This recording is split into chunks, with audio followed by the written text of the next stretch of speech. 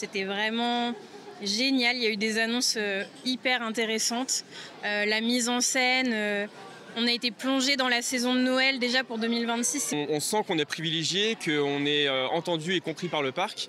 Et ils nous font confiance et ça c'est le plus important. Et c'est vrai que en fait, tout le plaisir qu'on vient à venir sur le Puy du Fou, ils nous le rendent grâce à la confidence et ça c'est extraordinaire.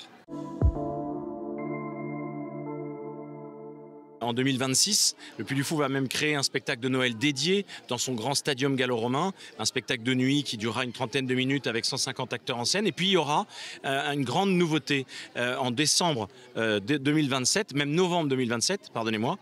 Eh bien, c'est la grande tournée que le Puy du Fou va faire, une grande chevauchée à travers la France, puisque le Puy du Fou va aller à la rencontre des Français, va rendre visite à ses visiteurs dans tous les zéniths de France avec un spectacle qui va durer près de 2 heures, qui s'inspirera de l'univers des Mousquetaires, qui est un univers très aimé de nos visiteurs. Vous savez que Mousquetaires de Richelieu est l'un des spectacles favoris de nos visiteurs et nous aurons la joie de parcourir toute la France, d'aller à la rencontre de nos visiteurs pour présenter cette création tout à fait originale qui s'intitule Mousquetaires, une création du Puy du Fou.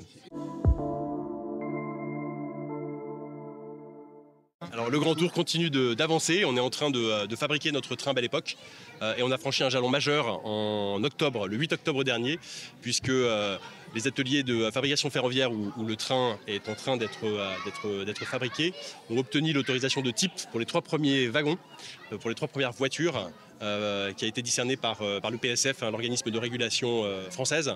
Et ça c'est un jalon majeur qui marque l'avancée de ce projet. Nous avons la joie d'avoir créé une maison d'édition qui s'appelle Puy du Fou Édition et qui aujourd'hui propose un magazine qui s'appelle Le Panache. Et ce magazine, il a déjà 10 000 abonnés alors que nous l'avons lancé il y a un peu moins d'1 an. C'est pour nous une grande victoire parce que ça veut dire que ce magazine, il touche un public qui a 8 à 13 ans. Et qui peut découvrir la France, l'aimer dans son patrimoine vivant à travers des rubriques culturelles, gastronomiques, géographiques, historiques. Et puis grâce au succès de ce magazine, nous avons édité la bande dessinée qui était parue dans ce magazine par épisode. Nous en avons fait un album complet qui est sorti aujourd'hui même et qui va être dans toutes les librairies de France et qui nous permet un voyage dans la France, dans l'histoire de France, en particulier au moment de la Deuxième Guerre mondiale. Donc c'est là encore une façon de parler à cette jeunesse qui est de plus en plus nombreuse à venir nous voir.